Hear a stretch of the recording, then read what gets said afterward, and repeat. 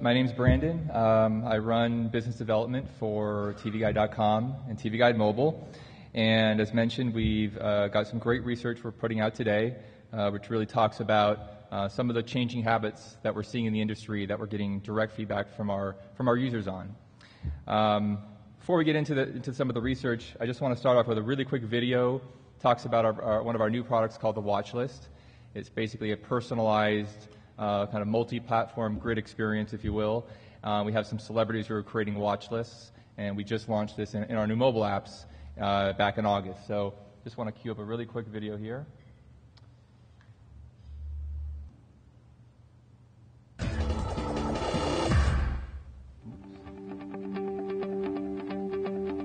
Hey, it's Chevy Chase, and this is my watch list. Hi, I'm Allison Brie. I'm Aziz Ansari. Hi, I'm Amy Poehler. Hi, I'm Fred Armisen. Hey, this is Lauren Graham. I'm Mindy Kaling. I'm Chevy Chase. Hey, I'm Ray Romano. And this is my watch list. I like to watch Mad Men.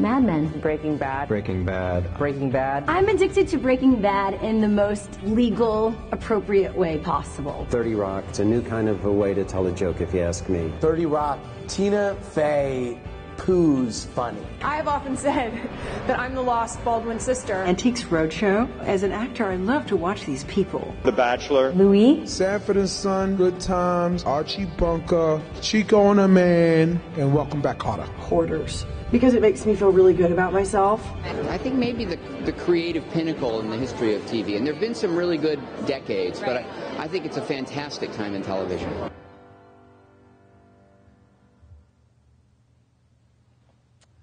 Great. So I'll come back to the watch list product in a minute, but just want to show you there some of the celebrities that we've gotten to kind of give us their watch list. And again, I'll talk about that product in a little bit. But so as someone just said there, it is a great time to be in the TV business.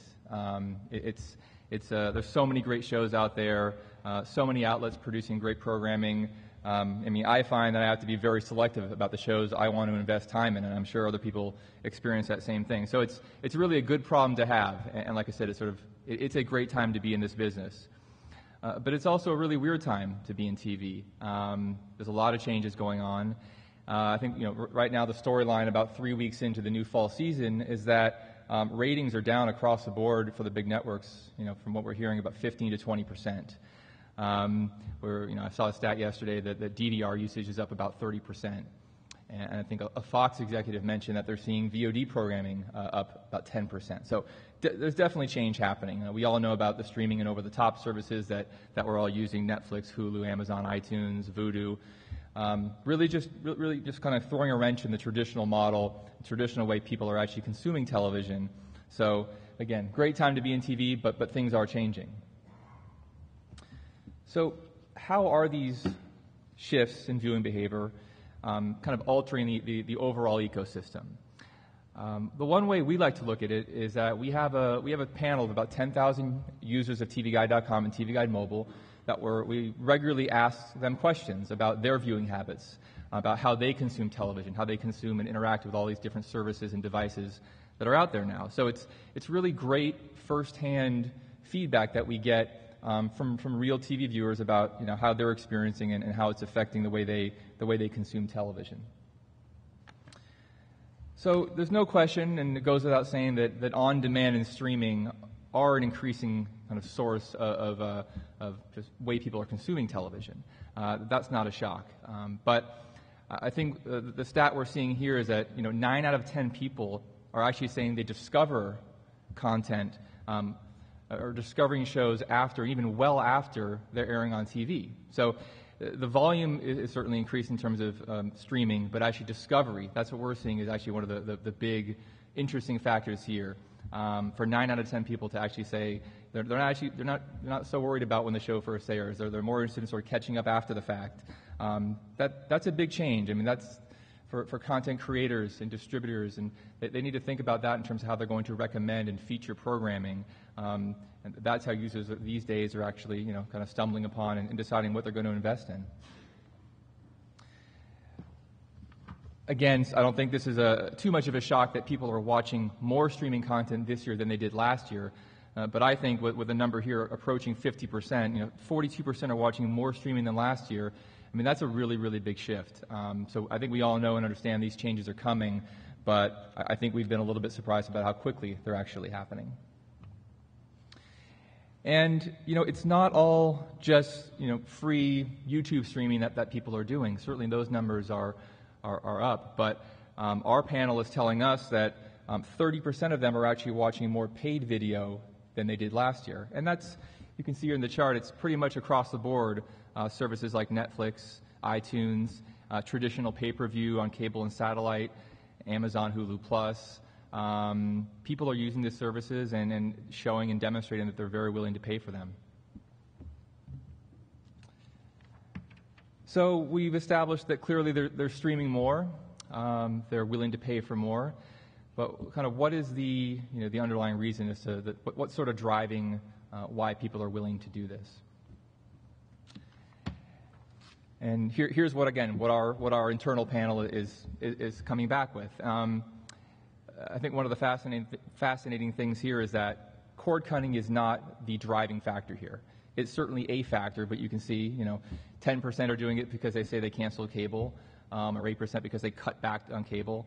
But I think the real interesting takeaway here is, for me, this 56% number, that they're streaming to catch up on shows they discover mid-season or even well after seasons have first aired.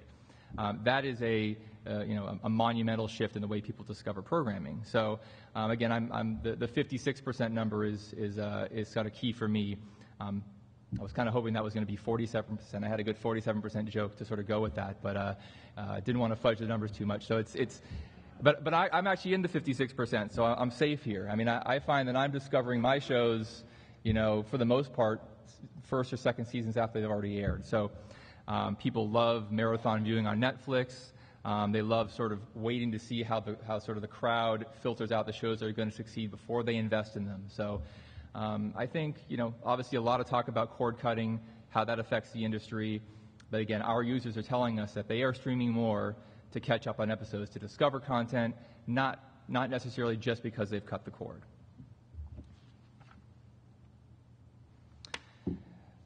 So mobile. How are mobile devices driving some of the shifts in these habits? We know that obviously mobile consumption is up, but just by how much? So again, our panel is telling us that 68% are actually watching 1 to 5 hours of video per week on their mobile device. Obviously, this could be a smartphone or a tablet. And so this is getting to the point where this is sort of beyond significant. It's very, very real. And also just keep in mind that the average TV viewer is still watching 4 to 5 hours of TV on a daily basis, much of it live.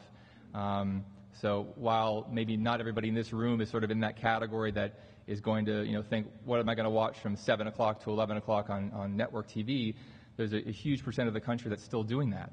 A big percentage of the country is still looking at our regular standard classic listings grid to see what's on TV tonight. So there's still a lot of people with that kind of classic experience, but again, it's pretty clear that mobile is a big factor here. Almost 70% are watching 1 to 5 hours on a weekly basis. Also, just to note here, mobile users are willing to pay for content on their mobile devices. Mobile users willing to pay for 10% of the content on their devices is actually paid for.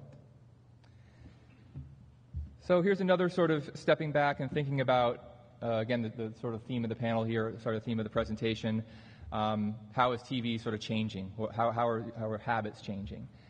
So what's the most interesting device-driven change in viewing habits? So this trend towards what we call, co-viewing is very, very real.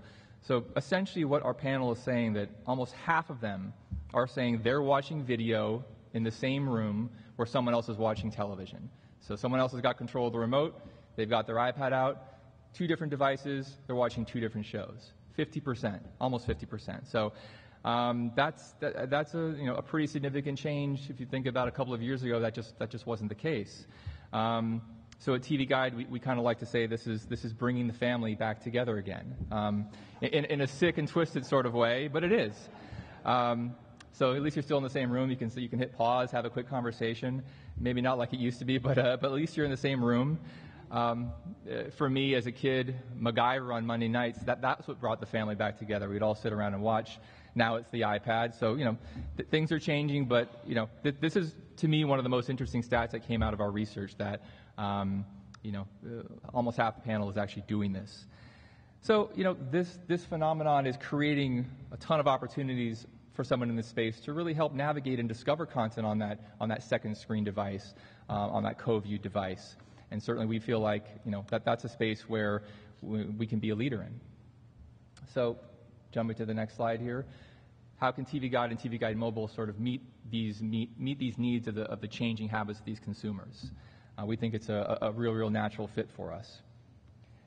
So, the first thing is that we're actually using a lot of the social data to experiment. We're not going to sit here and say we have all the answers, we can predict. But again, we do have scale. We have 16 million monthly uniques on the site. We're approaching about 2 million active users in our mobile apps. So we've got some scale and we've got the brand to do some experimenting with. So here's just one kind of easy example. You're looking at on our mobile app. This is our new Tonight page, a very simple list of the shows that are on tonight in sort of chronological order. So one thing we're doing is we're flipping this around to say what is trending in real time based on what people are checking into.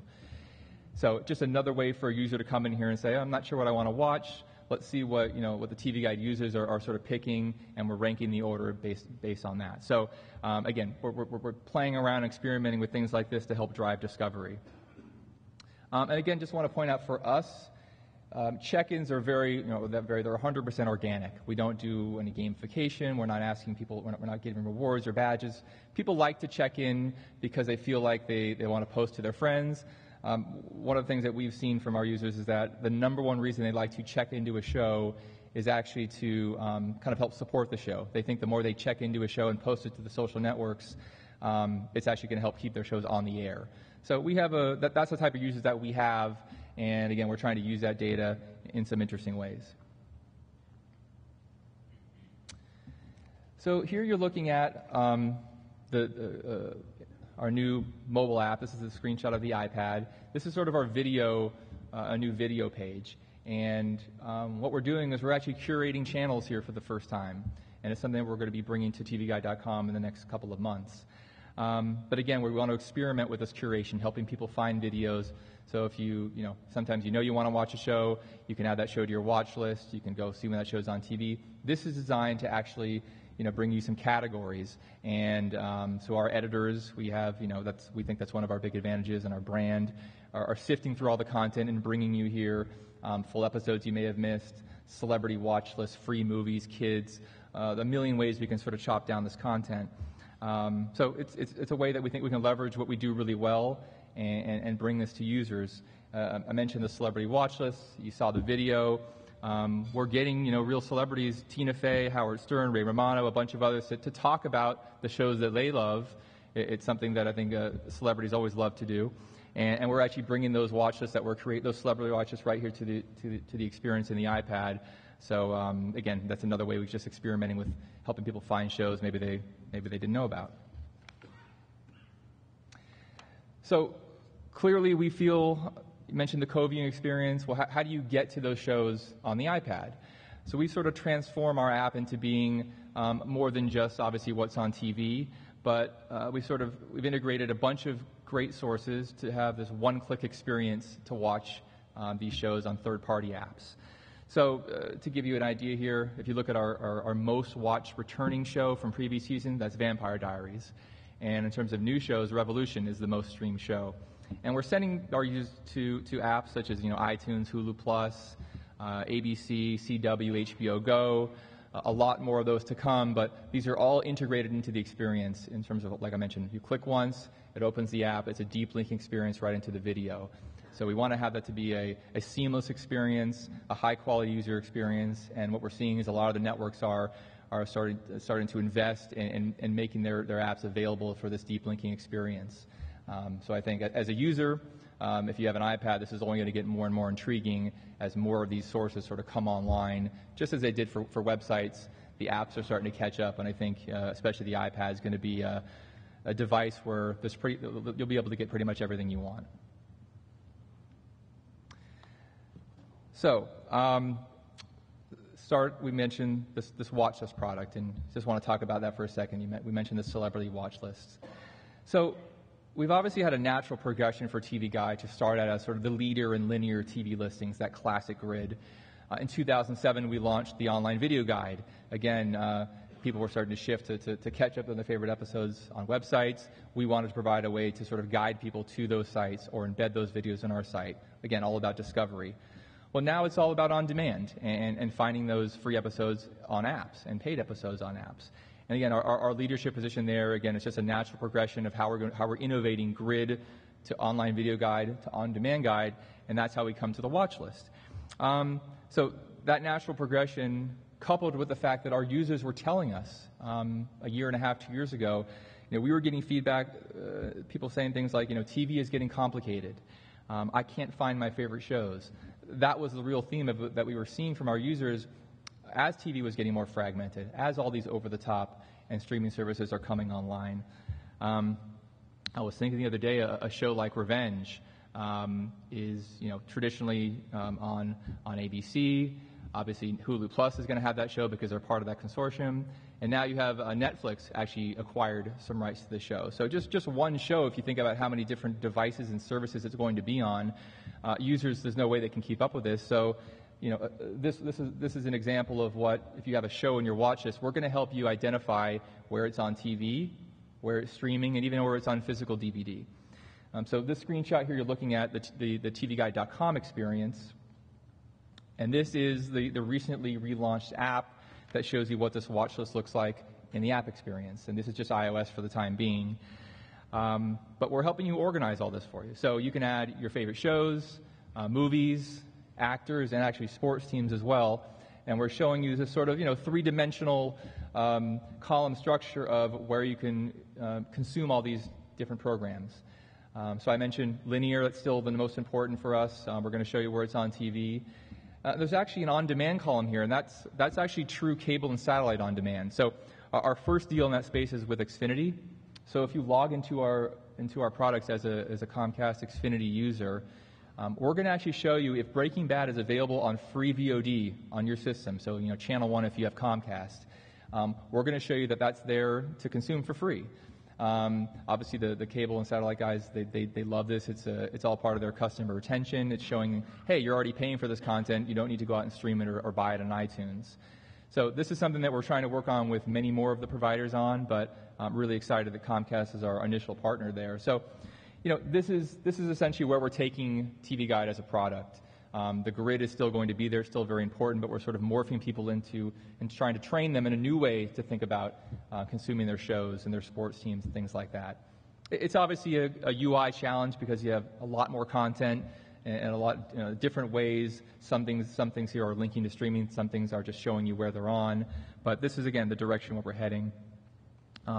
We have about 8 million installs of our app, and like I mentioned, 2 million active users. And we have about 750,000 people who've actually created a personalized watch list just like this one. So getting back to some of the data we think we can pull from this and the experimenting with some of the social TV data from our users. This here is a list of the top 10 shows, new fall shows from last year that our users added to their watch list. And what we saw was that 8 of the top 10 that our users added to the watch list actually got picked up for a full season.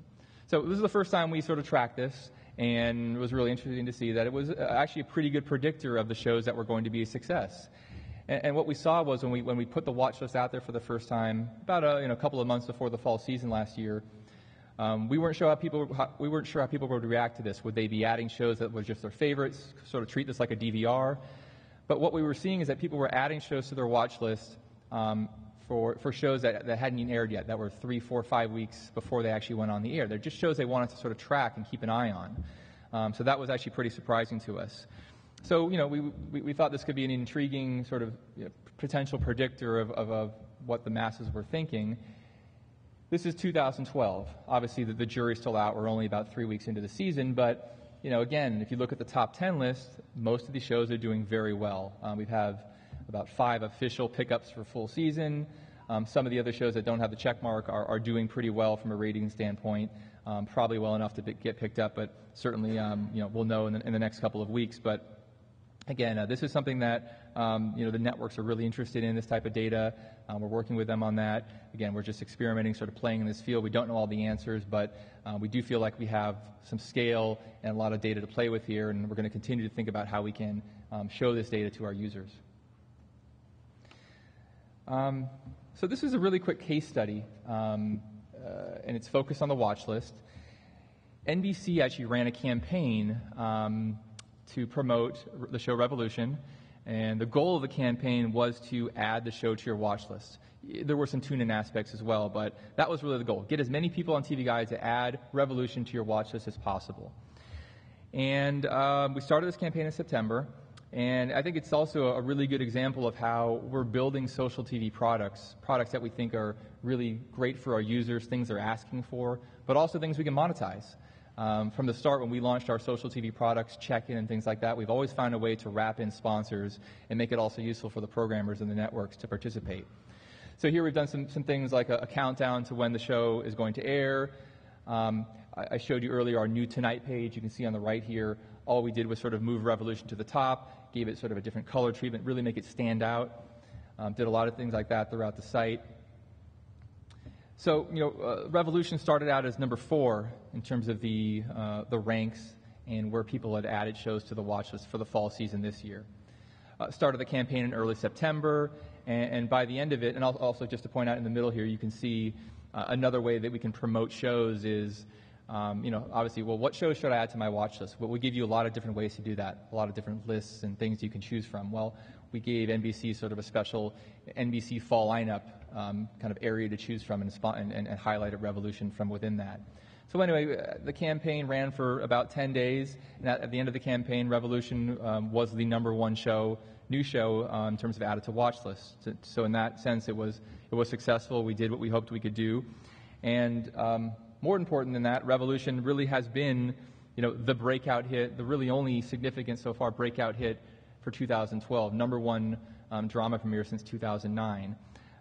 Clearly, NBC advertising the show every 30 seconds during the Olympics probably helped, but we'll take a little bit of credit for that, the fact that it's off to a good start. People seem to like it, the fans like it, and that's just a good example, I think, how we use watch lists with the tune-in buy to really drive this new product for us, and like I said, it worked out well for NBC. So this is also part of the information that we're releasing today for the first time. We wanted to reach out and really find out and do a study what brand attributes are most important for TV websites and apps. Obviously, especially on the mobile side, there's just been such an explosion of apps in the social TV space. We really wanted to find out what are the attributes that are most important for users that really stand out amongst all these different products. We conducted this survey with Maggot Associates, which is a very, very well respected research firm in this space. It was about 1,000 people who did the survey nationwide, and here are some of the results that we saw. So again, we asked them, what were your top priorities? What sort of the attributes that ranked highest for you? These are the 3 that were at the top: useful, high quality, trustworthy. And I'll sort of take you down the list here in terms of, as I started to kind of move down the list in priority. Entertaining, expert and genuine, innovative, evolving, unique and cool, and sort of at the bottom of the list in priority and importance was sort of a good way to connect with others. And just to give you an idea, it was sort of in the mid to high 80s in terms of the top priority. 80 to 85% were saying usefulness was the most important for me, and down towards the bottom, about 47 to 50% were saying a good way to connect with others. That was in terms of how they ranked that attribute. So this was really interesting to us. Again, there's a lot of fantastic apps out there, especially in TV discovery, check-in apps, audio sync apps, actually websites as well. And for the things to stand out to be these kind of classic things, useful, high quality, and trustworthy, I think was pretty interesting. And, so where did TV Guide rank in this? Well, thankfully, we came out pretty well here in terms of the attributes that people ranked highest, we scored really well in. And obviously, we know we have a time-tested brand, but I think we've always really focused on having a very, very high-quality site. We don't publish stories that aren't factual. Our data is accurate. We're just a source that people can rely on for what shows to watch, to learn about their shows. We really kind of doubled down on our product efforts there, and I think you're seeing, especially like I said, in apps, in the app ecosystem, with so many of them, these attributes really, really stand out. So we've got a press release out today with a little bit more information on the study, but some of the highlights were that these attributes really scored quite well. And that is it. Happy to take any questions.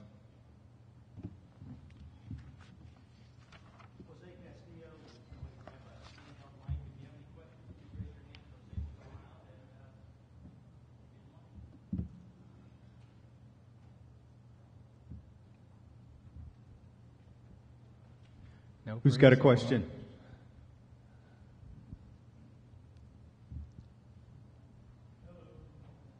Okay, right here, and I'll come back and get you next. Who do you see as your competitors? That's a great question. I think, for TV Guide, we really sit in an area that we sort of touch on a lot of different aspects. So I'll give you a couple examples. Social TV is obviously a space that people talk about a lot, but within social TV, there's a bunch of different little mini kind of ecosystems within there. There's TV discovery apps, there's check-in apps, there's audio sync apps. So we're not trying to play in all those different spaces, but there's a couple within the ecosystem that I think we compete with. I think there's some great apps out there like Manhattan and Digit that really focus on, again, I'm holding my iPad, what shows can I sort of launch into from my iPad? And I think that's more of the space I think we play in more than trying to figure out how I can hold my iPad up and watch at the same time and do something on my iPad. That's not really an area that we think we want to sort of dive into right now. It's not really our expertise. We want to focus on discovery and guidance. So in the app space, it's sort of that. If you look at, again, we still have a huge web business, and you have all the portals, Yahoo TV, AOL, some independent sites. But also even within the TV ecosystem on the website, we're a guidance site for TV listings, where we produce a ton of original editorial content. We do photo galleries. So in a way, we're competing with a People.com or an Entertainment Weekly as much as we are with a Zap2It or Yahoo TV. So we do a lot of different things, especially in mobile and the web right now, but that gives you an idea of sort of who we feel is would be our competitors. Hi, my name is Peter Crosby from .sub. Good morning, everyone. Morning. Do you do anything to localize your guide? Do you do anything to approach the Hispanic market, for instance, a Spanish language version, Spanish language application? So we definitely localize everything. When you come to either our site or our app, you tell us your zip code that you're in, the service provider that you have. So there's definitely a localization aspect to it. And I mentioned even something like with Comcast, if you tell us you're an Xfinity customer, we're going to show you listings for your on-demand service. And also I would say not just localizing, but personalizing is a big step we're going down the path of. I think we can get to the point where if you tell us you have this service, that connected TV, this game console, we want it to be we want that watch list to really boil down to all the services that you pay for and just show you where you can consume your favorite shows. So that's the path we're heading down. In terms of Spanish language, there's nothing that we're doing specifically to service, to turn our product into a Spanish language product. Again, you can localize, and if you have, we're showing you Spanish language programming and things like that, but at this point, there's no specific Spanish language product that we've put out there. Hello, my name is Michael Jabara with One Live Inc. Do you see TV Guide as seeing and perhaps even leading the move from channel and network-based TV towards content-based and driven? Yes, I think I think I know where you're heading with the question. At the end of the day, we want to point people to quality programming. Traditionally, that's been, I mentioned linear TV, to networks taking their shows online, to networks putting their shows on apps. But now you have much more high-quality programming that's derived directly from web sources, whether that be a Hulu or what Netflix is investing in, or certainly with what YouTube is investing in. There's a lot more content there that we feel our users want to know about.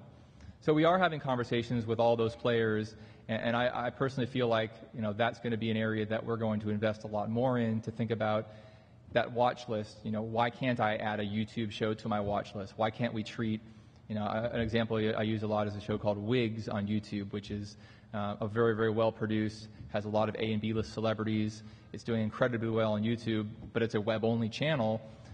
We know that our users want to know about those types of shows. So we need to figure out from a product standpoint how we're going to bring all that in, how we're going to index all that data, how we're going to display it to our users. But absolutely, the quality of the programming is getting better. The money is flowing in that direction. So there's no reason why we don't think our users want to know about that. And we also think that those outlets are going to have to promote that programming. It's going to be harder than ever for people to actually discover this content. So it makes what we're doing at TV Guide, I think, all the more valuable and all the more useful. We're already a utility and a sort of a leader in this space. The more content, the more fragmented it gets, I think the more useful we can be. Question in the back here.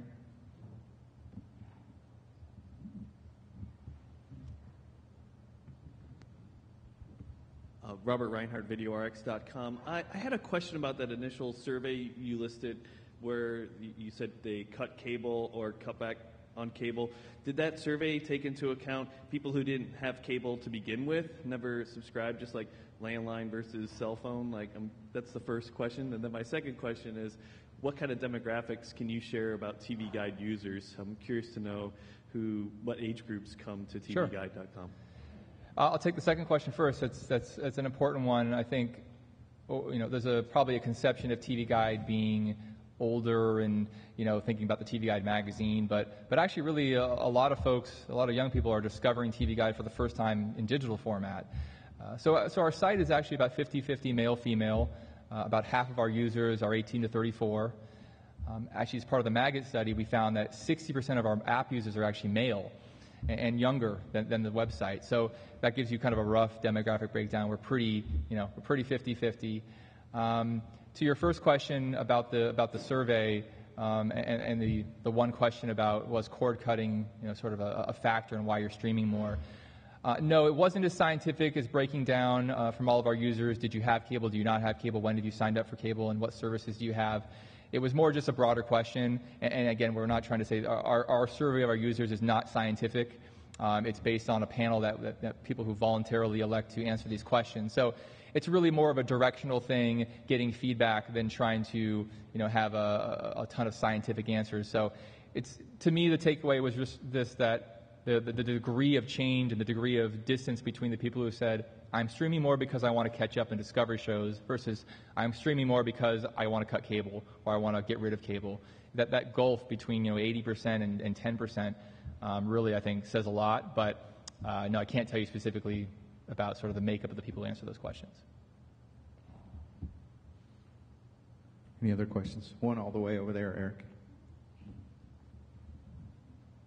While you're walking that way, I'll ask a quick question. Money, monetization. Where are you guys making your money? It used to be subscription content.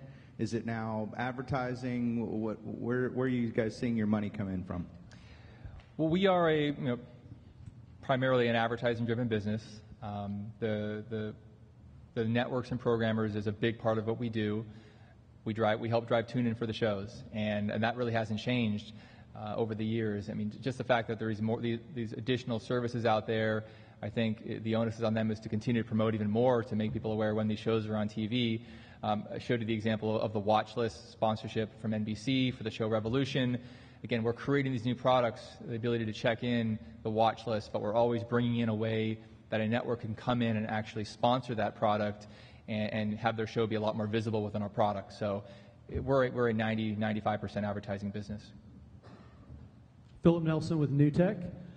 As networks like MTV start doing more, more live web events, like the Online Music Awards, where it's a 24-hour live webcast, or people like the New York Giants are streaming training camp, is TV Guide looking to take that content and try to push that to clients as well, because it seems like so many people in this space are trying to take the TV model and move it to the web and forgetting some of this new media content that is appointment viewing, that's live events, that are brands and teams and musicians that people want to see.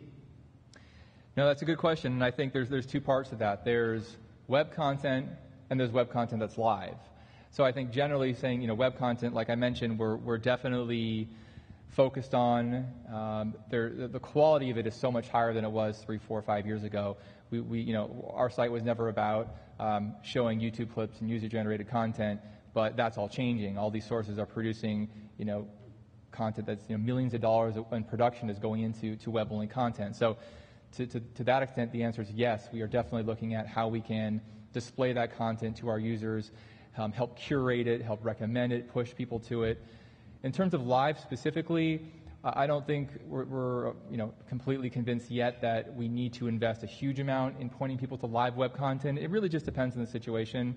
It's something that we'll always keep an eye on, but right now what we're seeing is, for the most part, and I think you're even seeing this from the content creators on the YouTube channels, that live only works in certain instances. For the most part, people like to discover content on their own time. There's no real reason that for a sporting event is different, a concert is different, obviously, but to release a show on a certain date and try to drive people to that time on a website, we're seeing, and again, as I mentioned, the creators of the content are saying that's not really driving a ton of views. But yes, but web content is certainly a thing that we've got our eye on in a big way. Any additional questions?